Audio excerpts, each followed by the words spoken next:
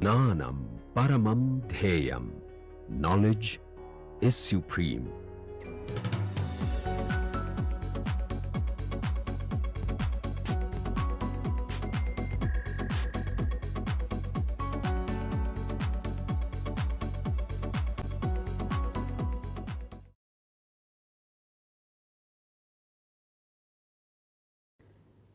Welcome to MOOC course on applications of interactomics using genomics and proteomics technologies.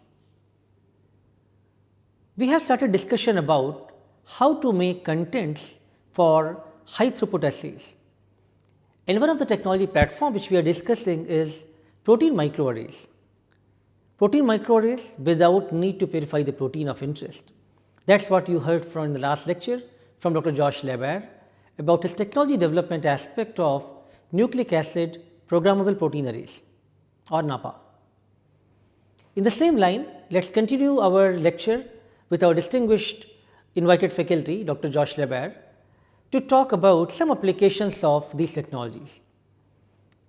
Biomarkers are very valuable for variety of applications which we want to decipher. For example, you want to monitor a drug response, you want to detect a disease at early stage, you want to follow the disease progression, or you want to follow how long a patient can survive. You want to see that a disease might recur, right. So, there are variety of ways, different type of biomolecules starting from the proteins and other biomolecules could be used as biomarker to indicate variety of physiological states. And therefore, biomarkers could be diagnostic biomarkers, prognostic biomarker, recurrent biomarkers, and you can name many biomarkers for different type of applications. But exactly what these biomarkers are and how they can be used, especially in the clinical settings, in the clinical scenario, Dr. Josh Laber is going to talk to you today in much more detail about biomarker based assays, and of course, protein microarrays based applications will follow that, how you can use protein microarrays for the biomarker discovery programs.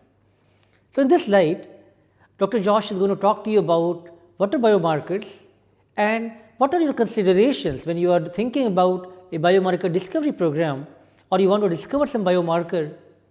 What should be your criteria to determine the sensitivity and the specificity of the biomarkers? He is going to talk to you about some of these basics in today's lecture.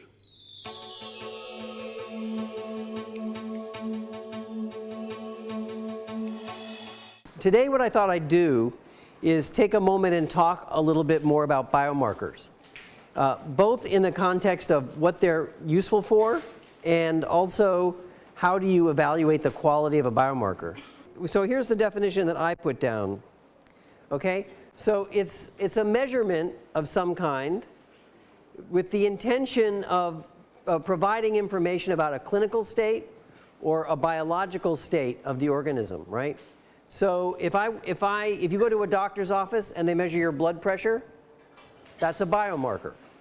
They're using the blood pressure to get a sense of your health, and they're going to use that to predict the likelihood of getting hypertension or cardiovascular disease, right? If you go to the doctor and they measure your cholesterol, that is a biomarker. It doesn't exactly measure the health of your heart, but it's a predictor of the health of your heart, right?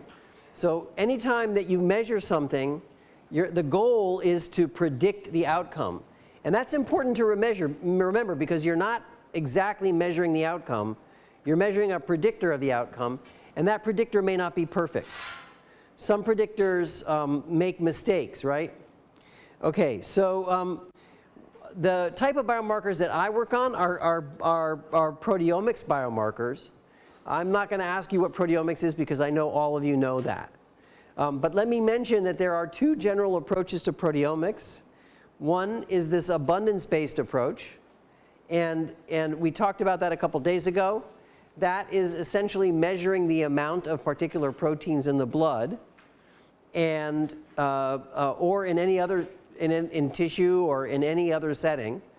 And typically on the abundance-based approach, you measure the difference in the abundance of specific molecules in the healthy state and the disease state, and you look for differences that are biomarkers, that they're predictive of the outcome, right? Some proteins will be different, but it has no predictive value. It's just random variation. And the job of a scientist is to figure out when those differences are predictive and when those differences are just random variation, or sometimes they're a little bit in between. Maybe they're mildly predictive, but not predictive enough to be useful. The other type of marker, the other type of proteomics that we'll talk about is functional proteomics, and that's the kind that I do. That's producing proteins and then studying their function. And once again, we use that to look for biomarkers. Okay, so this is a common issue that comes up a lot in biology. As some of you may know, I'm also the editor of the Journal of Proteome Research. I'm one of the editors there. So I get papers all the time from scientists who want to publish biomarkers. And this is one of the most common mistakes I see all the time in the marker field. So imagine that you're measuring some value of some molecule. Let's say it's a protein that you discovered when you did your mass spectrometry, or an antibody marker that you discovered on a protein array. And you see that in the case of the disease, it's much higher than in the case of the normal. And you say, wow, look at that difference. It's the mean value over here is much better than the mean value over here, and therefore I've got a biomarker. Okay, so does anybody see any problem with that? What? The overlap, that is the problem, right? The overlap, this right here. This particular measurement, while probably significant in terms of the biology, is not a good biomarker. So those two values are statistically significant. There's no question. They will have a very good p-value. So you'll be tempted to say it's a good biomarker. But let's consider the use of the biomarker. If the value is down here, you could very safely say that that's normal. You could say if you measure that in a person, no problem, that person's healthy. If you measure the value up here, you can say very clearly that person has the disease. But as she pointed out, look at how much there is overlap here. If you measure anything in this range, maybe it's disease, maybe it's not disease. The separation is not clean enough to make this a good biomarker.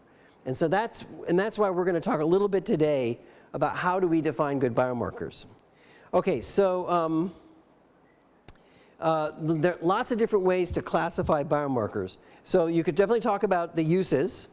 What other types of ways to classify biomarkers? What? Yeah, what you're measuring, what the material is you're measuring. So what type of molecule? Absolutely. What other? So that's the type of molecule. What any other?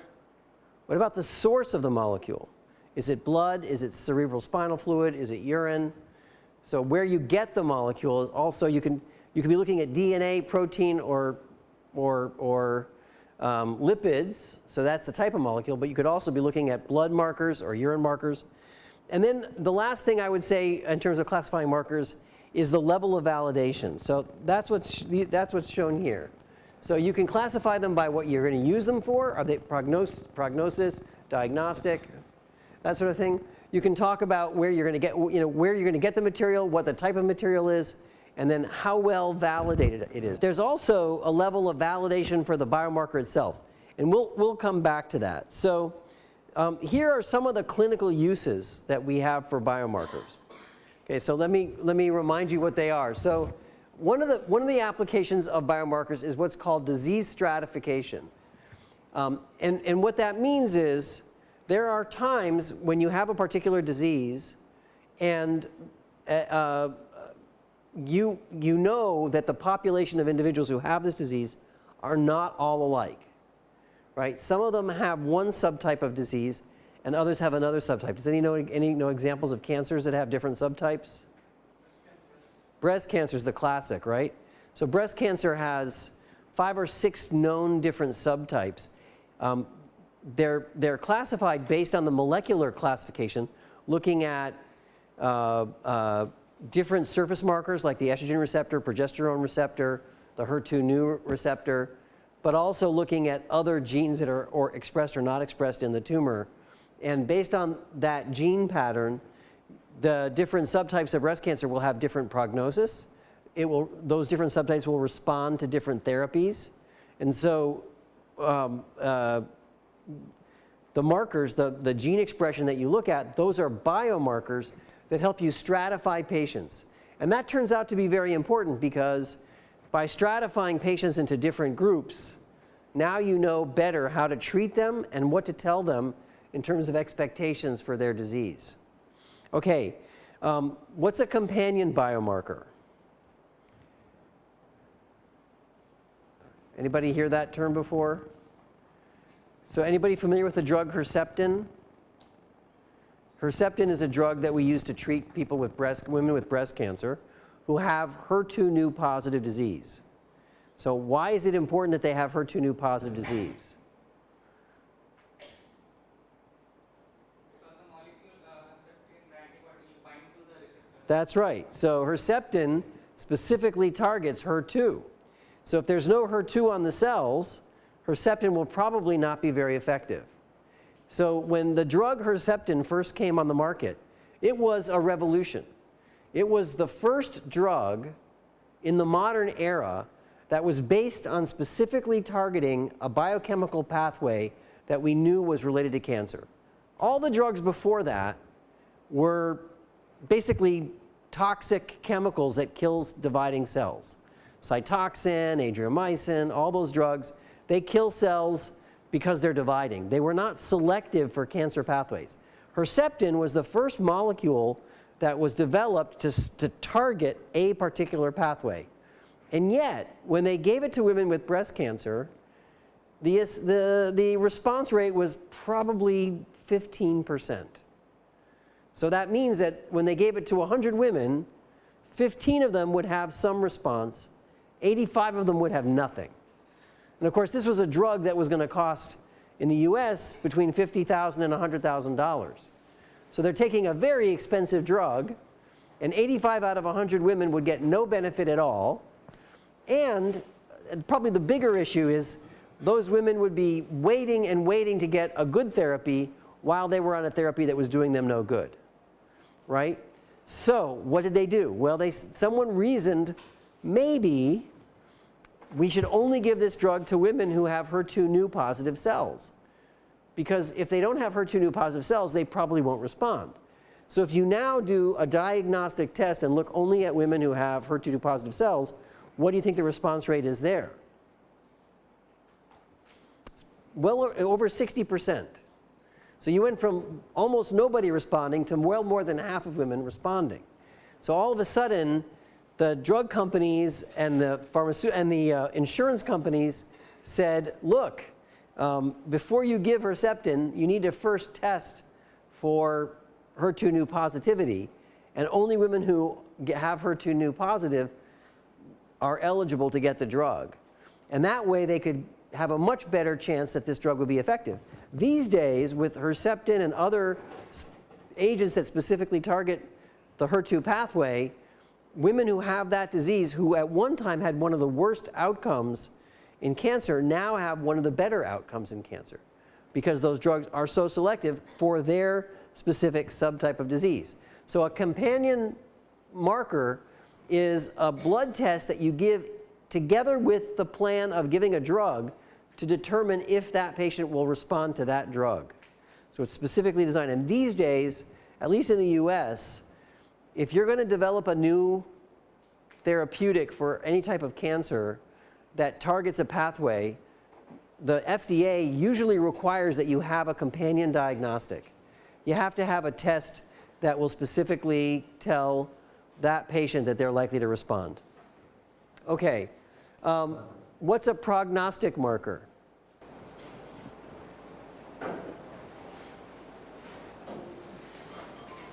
Which actually is about the progression of disease, and that is eagerness to the therapy. It's not like It tells you the likely outcome of how aggressive the disease is and whether or not it's going to, what you can expect from the future. So that's basically right. So Generally speaking, the prognostic markers are not related specifically to therapy, although sometimes they are. But the idea of a prognostic marker is, when you see a patient who has a disease, oftentimes one of the main question that they're going to ask you is, what can I expect? What's my outcome? How am I going to do? And a prognostic marker is intended to tell you that. Okay, what's a disease progression marker? It's a little bit related to this, but it's not quite the same. So once you have the disease, doctors will order that test every time they see you. And they will look at that test and say, how are you doing? How is that disease coming along? Are you responding to the therapy? So in the case of cancer, which is what I know best, if we have a patient who has a liver cancer, for example, we might, every time we see that patient, order a CEA test, carcinoembryonic antigen. This is a protein that's produced by liver cancer cells or metastatic cells in the liver. And when the tumor's growing, the CEA level goes up. When the tumor's shrinking, the CEA level comes down. And so the doctor will monitor that level, maybe give drug, monitor it again, and use that as a biomarker to tell the doctor how the patient is doing over time, to track the disease. So that we call that disease progression marker, and they are very useful. I mean, in the clinic, we use them for diabetes, hemoglobin A1C, if you ever heard of that. That's a disease progression marker. It monitors how the disease is doing, how well is the insulin therapy doing. CEA in the case of in case of cancer, lots of diseases have these markers that let you know how the patient's doing. Okay, early detection marker. That's kind of obvious from the name. So an early detection marker, the goal is to find the disease very early, usually because you believe that by catching the disease early, you have a better chance of having a good outcome. So the argument is, if I can catch the disease at its early stages, then I can treat it early and and reduce the likelihood of disease spread or bad disease outcome. Now the tricky thing about early detection biomarkers, if you think about it, is who is the population you're going to use the early detection markers on? Who are you going to give it to?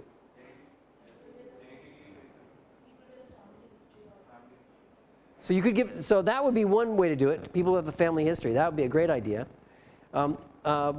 Implicit in what you're saying is that you're using early detection markers on healthy people or apparently healthy people, right? So all these other markers that I've talked about before, right?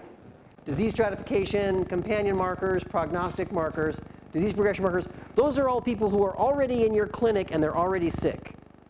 And your job is to use these markers to tell you something about the state of their illness. But an early detection marker, that's something that you give to a healthy person to see if they're sick. So it's a very different kind of marker. It also has a lot of implications in terms of cost and usage, because if you're going to give a marker to healthy people, right, you need to know that it's a pretty good marker. Otherwise, you can cause all kinds of trouble. And we'll come back to that in a little bit. Okay, and then risk marker. What's a risk marker?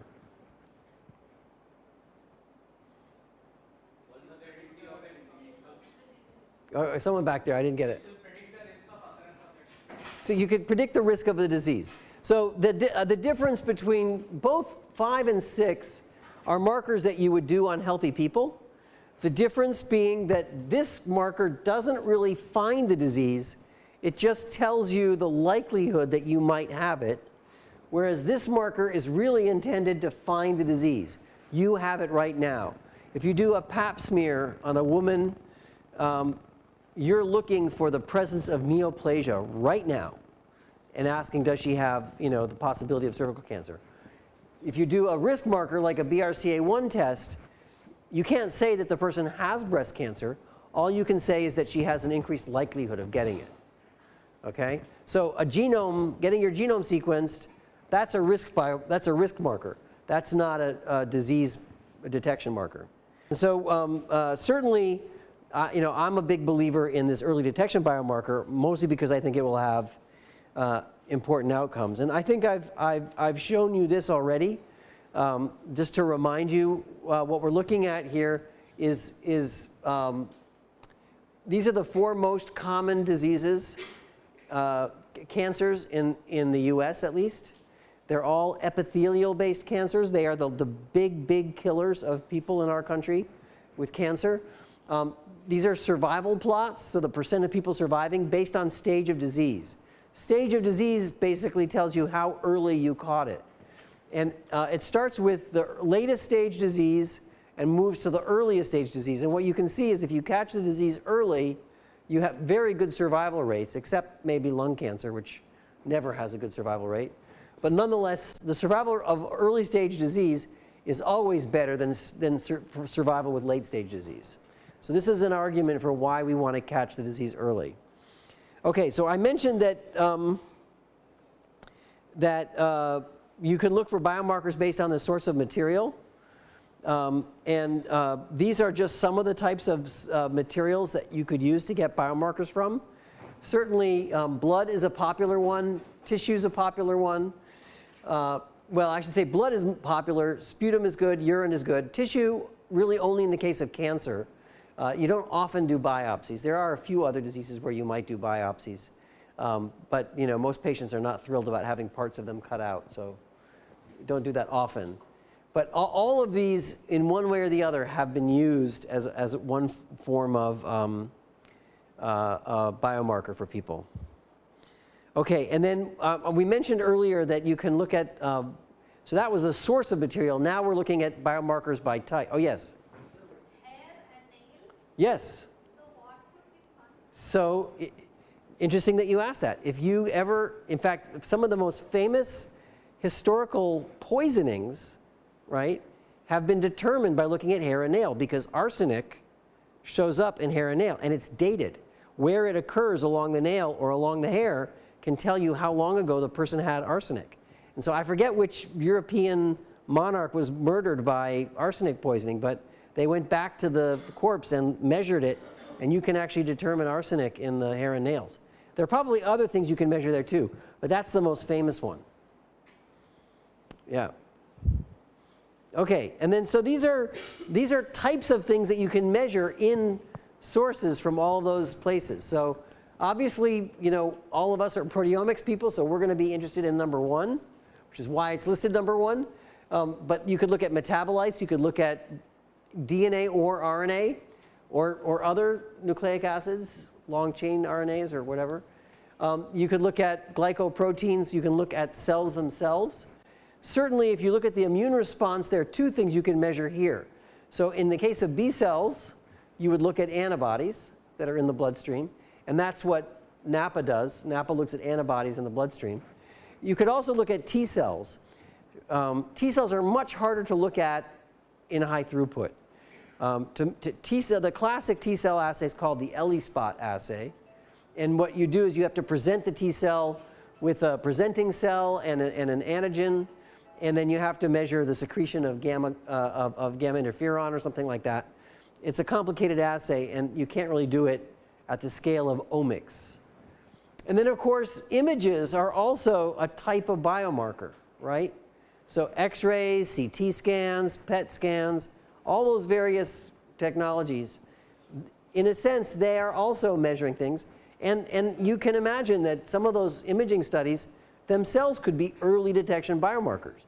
In the case of breast cancer, mammography is an early detection biomarker, right?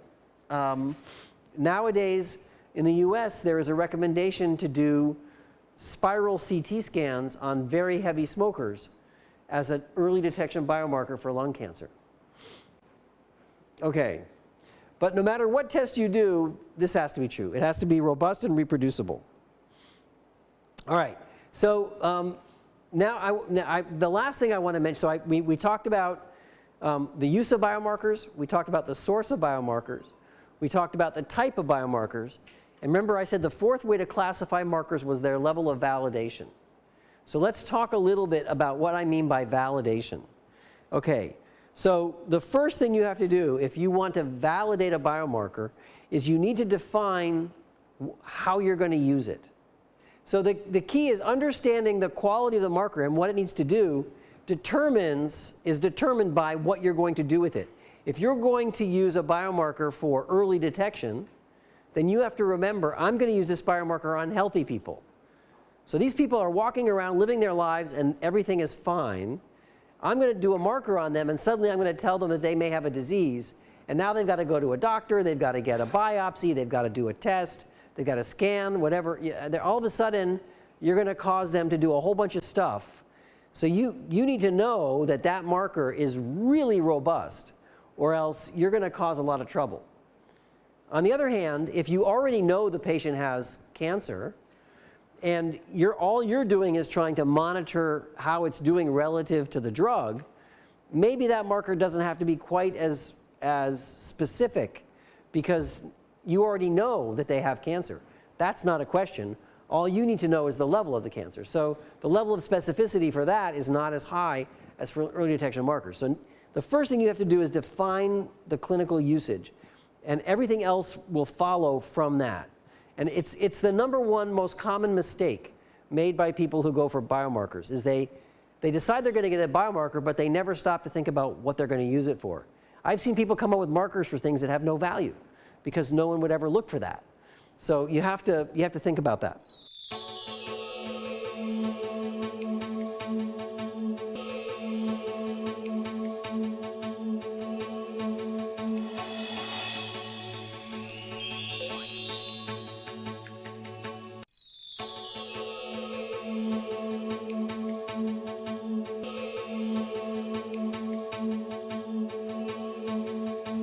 So in conclusion, I hope you have learnt now some basics of biomarker. Of course, there are a lot of changes happens in the physiological states of any individual. And then technology platforms are very robust, but still if you think about the measuring the slight perturbations, slight changes, the technologies can have some noise, which may appear to us these are some changes which are happening from the biology induced from the samples. So how to really determine that what small changes we are measuring, they are real, and these are real biomarker candidates. Determining them is really challenging, and that's why I think there is a lot of emphasis globally to discover biomarkers and bring new biomolecules for the clinical assays. However, still our success has been limited. But if we follow the basics which is discussed today in the lecture by Dr. Josh LeBaer, I am sure our efforts of following up and making success of a biomarker program will be very valuable. Thank you very much.